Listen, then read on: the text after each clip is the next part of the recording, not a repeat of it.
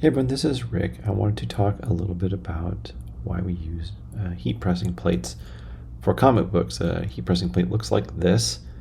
You put it on the top and the bottom of your comic book when you're pressing a book. I always say about 55 pounds notionally and about 165 degrees for 600 seconds.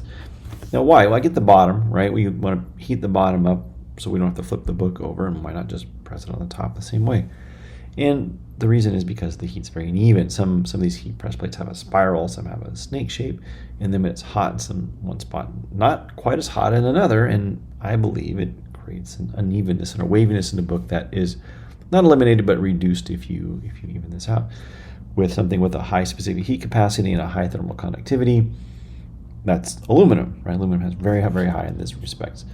So what I bought a FLIR camera. This is my setup. I'll show you a video here. I'm going to press this book on this press, which I'm about to replace. I'm getting a new press, another non-fulcrum, like a clamshell type press. But I want to do some experiments with it and compare this press to the other one in a few ways, and this is the first experiment.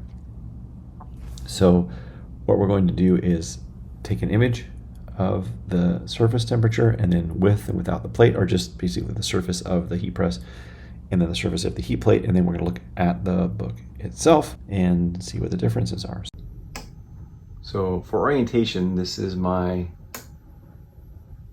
heat press, my old one. I'm getting a new one soon. I'll try it, but this is what it looks like underneath without any infrared when I'm about to press a book, and the temperature is 165 degrees.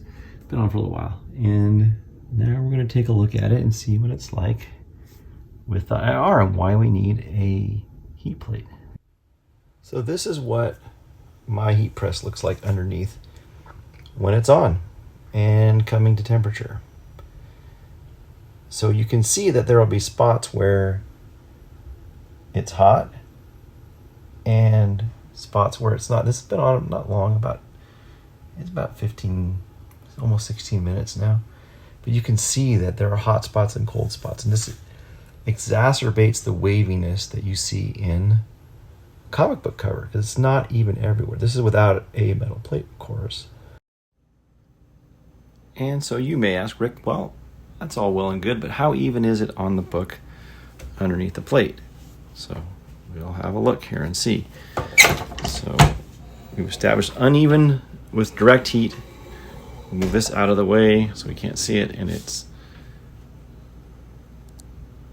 basically entirely a uniform temperature. Don't understand the temperature. Those temperatures aren't calibrated, so that's not the actual temperature. But I'm not calibrated with something I need to do. But here's a book. Let's take a look at a book, and that is a uniform color. It's cooling off rapidly, but you can see that it is one color. And actually, interestingly enough, this is tape, a large piece of tape right here. That is a large piece of tape. That is what's cooler. And you can see the book cooling off here's the bottom plate. There's one uniform temperature. So that is pretty cool. And let's see what this thing looks like underneath here now. Let's see what we look like. And it looks like,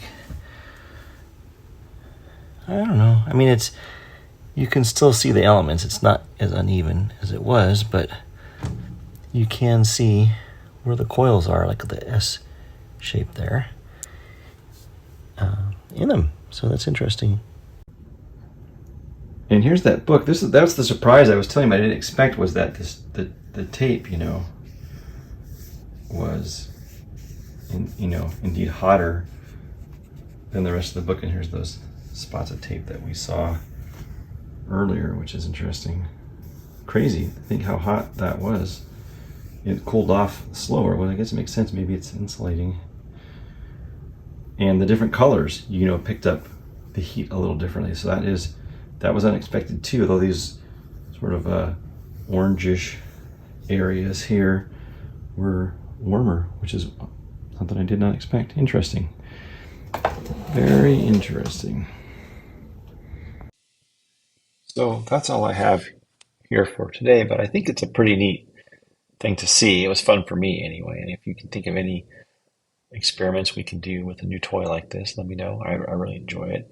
I am continuing to work on my pressing sensor, and it's really difficult to make a one that's calibratable and measures all the corners of a book everywhere and still economical. And I think I might just punt and make something that gives a resistance out, or maybe lights up a light somewhere that you can dial so that you can check your own. So once you get a pressure on your own machine, that you know that you got back to that pressure again over time. So that I'm working on that. And so anyway, just want to give that quick update. I hope you enjoyed today's video, and I'll see you around. Take care. Bye-bye.